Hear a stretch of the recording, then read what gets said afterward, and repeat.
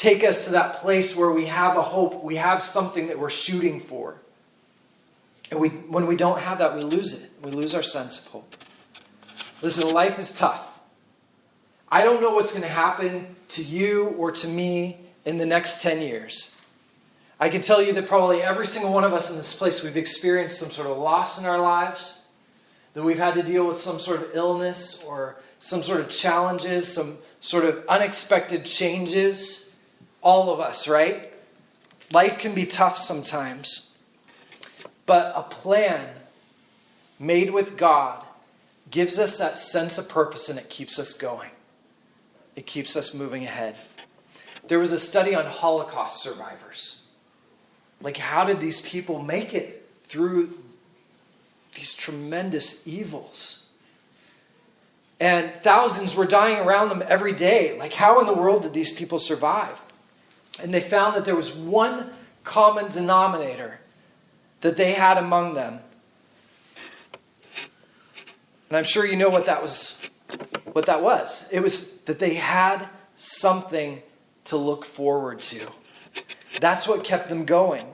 The people who had nothing to look forward to were the ones that tended to give up hope and just die or become very passive. But the people that had something to look forward to, or someone to look forward to, that kept them going and gave them that ability to endure beyond those evils that were being done to them. It gave them that hope. Corrie ten Boom is a good example. Goals give you a reason to get up in the morning. They're almost like a magnet. They're like a future magnet that, because you see something ahead, they draw you toward that future, right?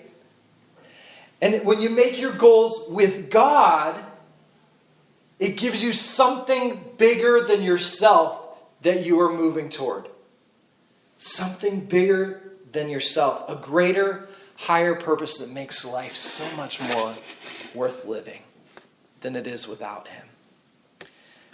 There's a verse that a lot of us hold on to. Jeremiah 29:11. For I know the plans that I have for you, declares the Lord. Plans to prosper you and not to harm you. Plans to give you a future and a hope. Those are God's words for you. And you need to have some plans that coincide with God's plans for your life. Plans for prosperity. Plans for hope. Plans for now and plans for the future. The plans that He will help you write. So what's your goal for your finances? If you don't have one, then your plan is probably for things to stay the same or maybe to go into further debt, What's your goal for your relationships? If you don't have one, it's likely that your relationships will suffer. What's your goal for your health? If you don't have one, you're probably not doing anything to maintain your health or to get healthier, right? What's your goal for your relationship with God? If you don't have one, then how will you grow closer to Him? Listen, wherever you're at, like right now, I definitely don't want to overwhelm you. Like, this is what I want to ask you to do, okay? I want to ask you, and if you can do it when you get home today, I think the sooner you do it, the better off. I want you to write down financial.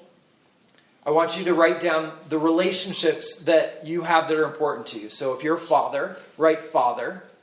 If you're a husband, write husband or wife. If you're a daughter, go ahead and write daughter. All right? Write down those relationships.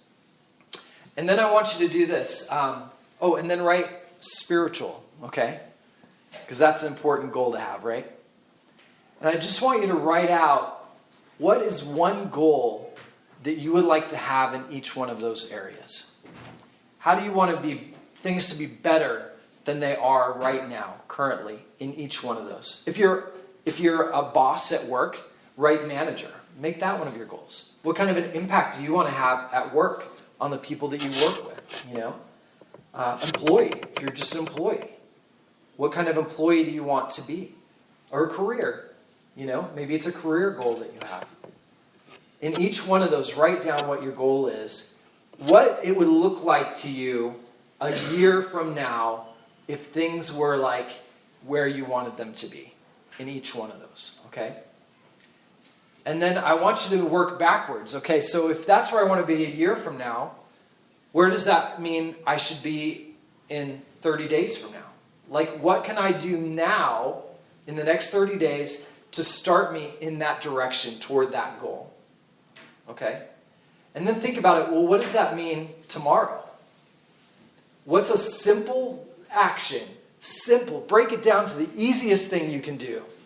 Maybe it's to find like a piece of paperwork, on a bill that you've set aside and you need to look at it. And you know that. And so it's like, pull out this bill, so I can even see where we're at, right? Whatever it is. But because I don't want to overwhelm you, think about what is really the one thing. So of all of those things, if you were to do one thing right now, what would that one thing be? What is the one area of your life where you're like, you know what, right now this is the biggest challenge or biggest struggle for you?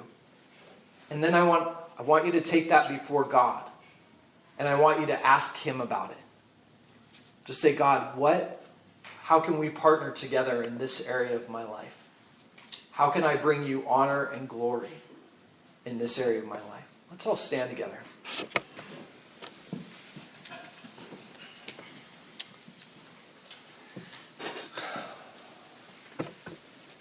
So God, we just do that right now.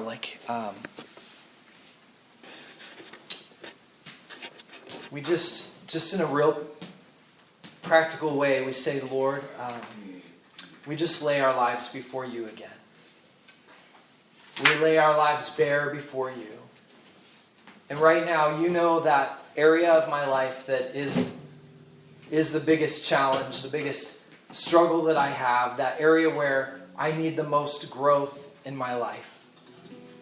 And so, God, I just ask that you would reveal to me, to each one of us here, that way that you want to work in that area.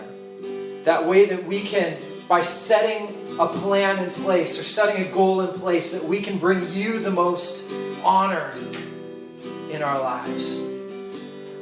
And then would you just begin to speak? Let your voice be so clear to each one of us about how you want to move in that area of our lives, God. Thank you, Jesus.